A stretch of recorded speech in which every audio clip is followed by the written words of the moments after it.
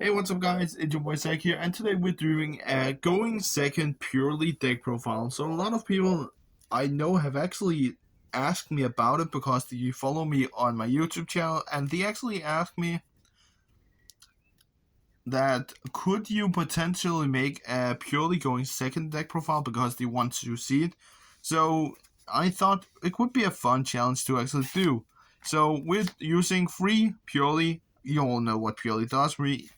And basically all cards that I'm using in this deck profile, you basically know what those cards are have of effects. So you basically know the cards, guys. So free purely and free purely. I feel like it's better to max out both cards. I feel like I really want to use all the copies of these cards because you really want to max out on those cards. And next, for the last monsters actually in this deck, Ash Blossom. Again, just to have something against your opponent if you want to negate a search. Sadly, one Delicious Memory. I think Konami have put this on Banlist because that you can see a potential later on in the deck, and I can also see a bigger potential in this deck later on in the future.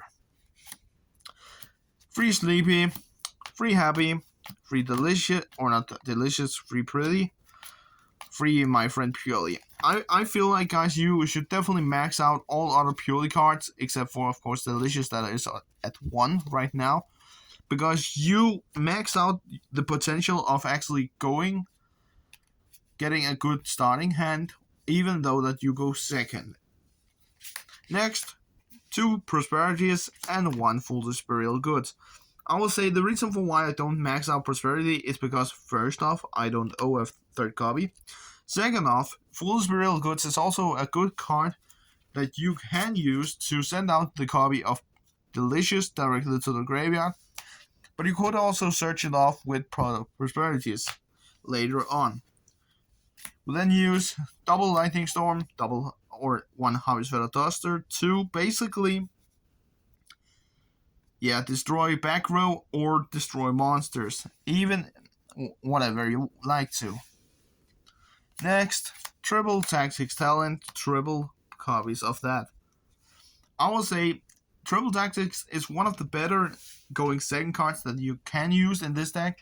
And again, guys, if you have any ideas down below, please let me know down in the comments down below, because you could potentially give me some better ideas, because I'm going with this deck. I don't feel like I'm going to go with a going second only purely deck, but I feel like I'm going to include a lot of the cards in the deck. But yeah, guys, if you have any ideas, let me know down below in the comments. Next off, triple Dark Rule No More. Again, just to be able to interrupt our opponent in our turn. And yes, guys, I know this is a Japanese version of it. The reason for why I use a Japanese version is because I don't owe, or yes, I do owe a third copy, but I couldn't find it anywhere. So that is basically the reason why I use a Japanese version of it. It's because that I couldn't find it, the last copy of it. And double Cosmic Cyclone. I will recommend, guys, if you have triple Tactics Frost, use it instead of these cards. Use 2 copies of it, because that increase your chance of getting to your infinite permanents and your pure leap, basically. So if you have double Frost, definitely use that. And again, the extra deck is pretty basic. Double Noir, double Beauty, double Plump, 1 X Purely, and 1 A Purely Happiness. This is a basic list, guys. This is basic purely extra deck, basically, because you can use a lot of other things. The reason why I actually use X Purely Happiness in the build is because I could use, of course, another Happiness, another Purely Happiness, but I feel like X Purely Happiness have a bigger potential than another copy of this card. Because instead of only using Noir, then why don't use Happiness as well? then we're using, just for the last Xyz monsters, one copy of Nightingale, Downward Magician, and Double Zeus.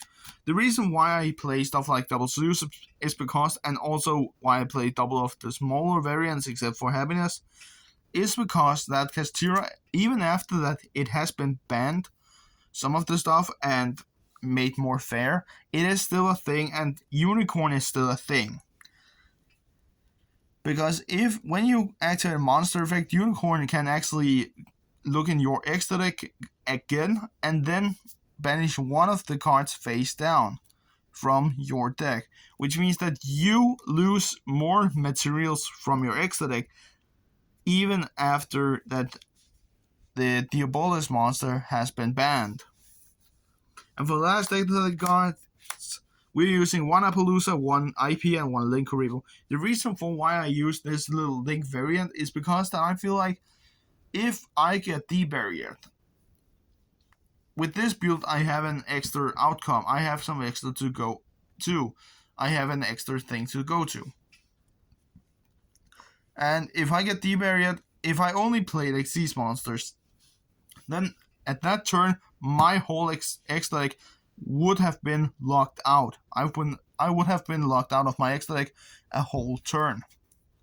So the Link line actually helps me with doing exactly what I can do in situations like if I get debarriered. So if I get debarriered, I can actually go in for Appaloosa instead. So it is a pretty basic extra deck, guys. Nothing too much. They're pretty standard. Purrely package. Double Happiness, Double Plum, Double Beauty, and Double Noir. Very, very basic. Very basic extra deck. For the side deck, guys, we're using triple Nibiru because Nibiru, people doesn't actually realize that this is still a thing. This is still a possibility, because in the end, people were more afraid of the Super Heavy Samurai and Kastura instead of paying attention to stuff like Nibiru still.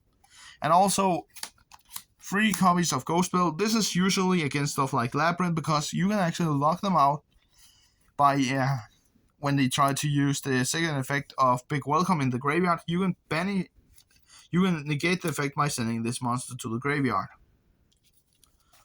Triple Ghost Ogre, because Ghost Ogre is in the side deck instead of stuff like Vanity's Fiend. Because I feel like if I had Vanity's Fiend, if you have it, use it, because that is one of the best re-ups in your side deck right now. If you have it, use it. 1 street and one street and one, what's it called? Now I can't remember the name. Leap. 1 leap. I will say, if you have the card, if you have 3 copies of this, definitely use it. It is a fun card to use, but right now the reason for why I don't have or don't use 3 copies is because that I use 2 copies of Grave of the Super Ancient Organism and Summon Limit. These cards are basically locking your opponent out from different kind of things.